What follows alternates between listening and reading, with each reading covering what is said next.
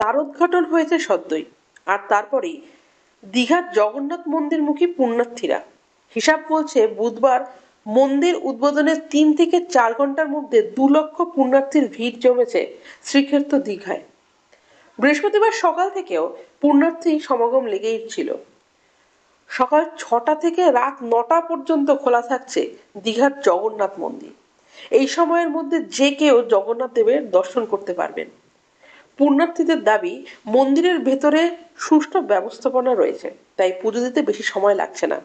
অতিরিক্ত পুণ্যার্থী সমাগমের কথা মাথায় রেখে মন্দির চত্বরের নিরাপত্তাও যথেষ্ট আঁটোসাঁটো, তাই বিপদের কোনো আশঙ্কাই নেই।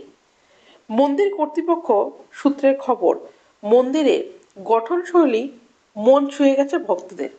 তারা পুজো দিয়ে অত্যন্ত খুশি। সকলে এসেই মন্দিরের প্রশংসা করছেন। দীঘার জগন্নাথ মন্দির রাজস্থানের গোলাপি বেলে পাথর দিয়ে তৈরি। অন্তত 800 কারিগর দীঘায় আসেন মন্দির নির্মাণের জন্য।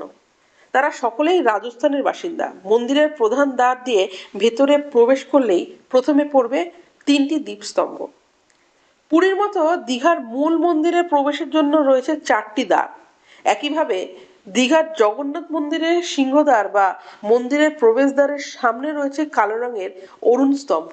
দীঘার জগন্নাথ মন্দিরের প্রবেশদ্বারের সামনে কালো পাথরে তৈরি 34 ফুট লম্বা 18মুখী অরুণ স্তম্ভ তৈরি করা হয়েছে, আর এই স্তম্ভের মাথায় রয়েছে অরুণা মূর্তি। অরুণ স্তম্ভের সামনের সিংহদ্বারে ঢুকলেই পুরীর মতোই সোজাসুজি জগন্নাথের মূর্তি। পূর্ব দিকের মন্দিরের প্রধান প্রবেশদ্বার বা সিংহদ্বারের বিপরীতে বাগ্রদ্বার, উত্তরে হস্তিদ্বার আর দক্ষিণে অশ্বদ্বার। দীঘার মন্দিরের প্রথম রয়েছে ভোগ মণ্ডপ। ভোগ মণ্ডপের 4টি দরজা। তারপরে রয়েছে 16টি স্তম্ভের উপরে নাট মন্দির। নাট মন্দিরের পরে 4টি স্তম্ভের ওপর দাঁড়িয়ে রয়েছে জগমোহন। জগমোহনের পরে গর্ভগৃহ বা মূল মন্দির। সেখানে সিংহাসনে থাকবে জগন্নাথ, বলরাম ও সুভদ্রার মূর্তি। ভোগ মণ্ডপ ও নাট মন্দিরের মাঝে রয়েছে গরুর স্তম্ভ। নাট মন্দিরের দেওয়ালে কালো পাথরের তৈরি ছোট ছোট দশাবতার মূর্তি। মন্দিরের পাথরের দেওয়ালেও রয়েছে অসংখ্য কারুকার্য। জগন্নাথের ভোগ রান্নার জন্য রয়েছে আলাদা ভোগশালা।